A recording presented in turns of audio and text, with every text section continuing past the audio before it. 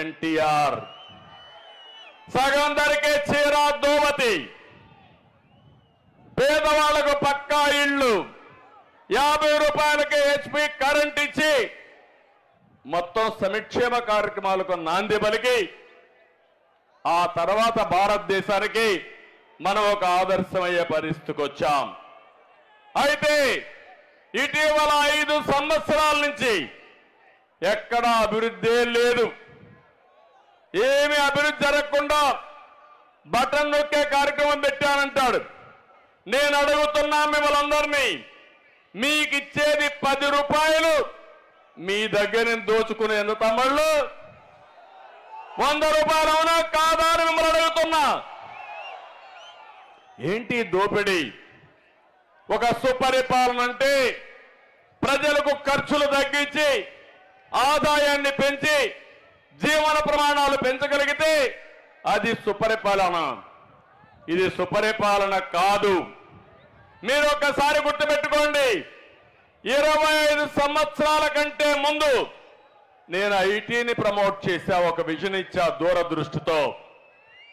ఇంకో పక్క హైదరాబాద్ ని కేంద్రంగా తెలుగు వారి కోసం ఒక రాజధానిని అభివృద్ధి చేశాం. 25 ఏళ్లలో ఈరోజు మీరు చూస్తున్నారు. మీ ఊర్లో ఒకసారి చూడండి. మీ ఊర్లో నేను చెప్పినప్పుడు బాగా చదువుకున్న వ్యక్తి హైదరాబాద్కి వెళ్ళాడు, బెంగళూరుకి వెళ్ళాడు, అమెరికాకి వెళ్ళాడు, లండన్కి వెళ్ళాడు.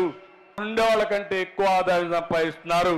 అది తెలుగుదేశం పార్టీ చూపించిన దారి. అది తెలుగుదేశం పార్టీ ముందు చూపు. అభివృద్ధి జరగాలంటే శ్రద్ధ పెట్టాలి. అభివృద్ధి జరిగితే సంపద సృష్టించబడుతుంది. ఆ సంపద వల్ల ఆదాయం పెరుగుతుంది. ఆ ఆదాయాన్ని సంక్షేమ కార్యక్రమాలకు పెడితే ప్రజలకు న్యాయం జరుగుతుంది. ఈరోజు అన్ని పోయే పరిస్థితికి వచ్చాయి. ఈరోజు ఈ ప్రభుత్వానికి సంపద సృష్టించడం తెలియదు. అదే మరికి ఈ పిల్లలకు ఉద్యోగాలు ఇవ్వడం తెలియదు. ఇక్కడ ఉన్నారు మా తమ్ముళ్ళు, ఎంత హుషారుగా ఉన్నారో చూశాను. మొత్తం ఎక్కడ చూసినా యువతే. నేను ఒకటే యువతను కోరుతున్నా,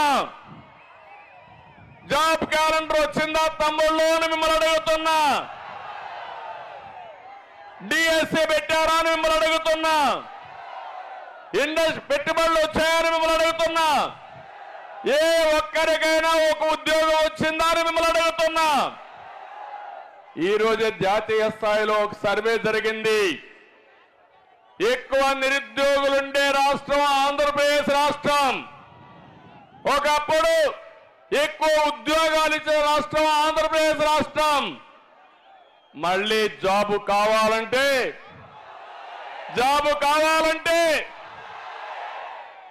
అయితే జాబు రావాలంటే మీరేం చేయాలి?